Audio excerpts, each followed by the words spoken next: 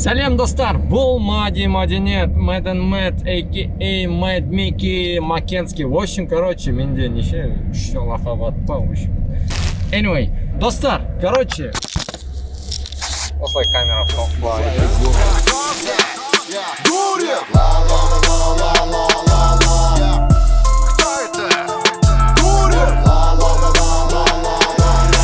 Я, достар, осы күнге де жеттім.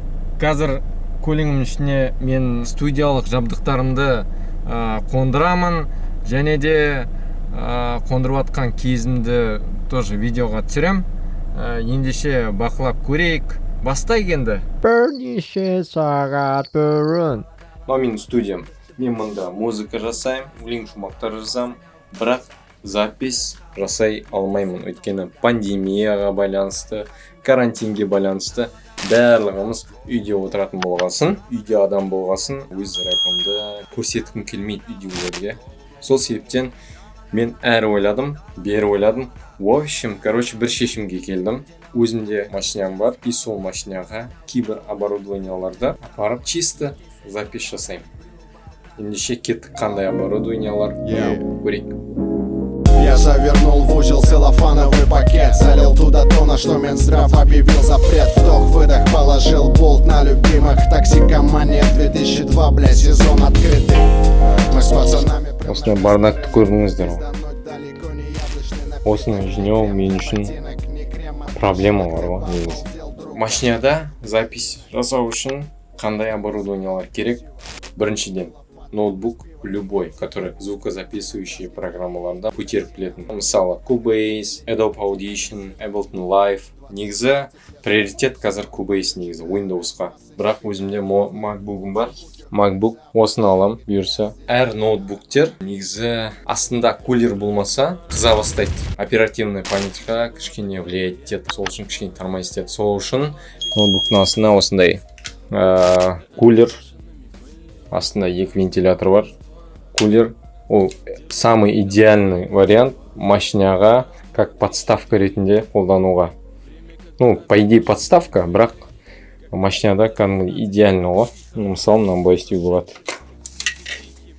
Былай істеп, маленький стольчик жасауға болады. Екінші аяғында андай несесің и типа стольчик қой. Так, ол бір болды, короче. Ноутбук и подставка. Студийный звук, студийный запись қылу үшін внешняя звуковая карта керек. Behringer UMC22 Euphoria. Өзіме ұнайтын звуковая картаның бірі. В общем, звуковая картадан кейін обязательный ол микрофон стойкасымен бірге. Ол менде қазір мынау. Короче. И, соответственно, уже шаруасы бітіп отыр. По идее. Бірақ нормально. На запись не влияет, короче. Осындай стойкасымен бірге. Осындай креплениясымен бірге. Видите? И кабель. Обязательно. Достар, машинада запись жасау үшін әрине ноутбуктеріңізге питание керек. Ноутбуктеріңіздің батарейкасы таңертеңнен кешке дейін шыдамайтын шығар. Әрі кетсе 2 сағатқа жетер-жетпес болады. Я?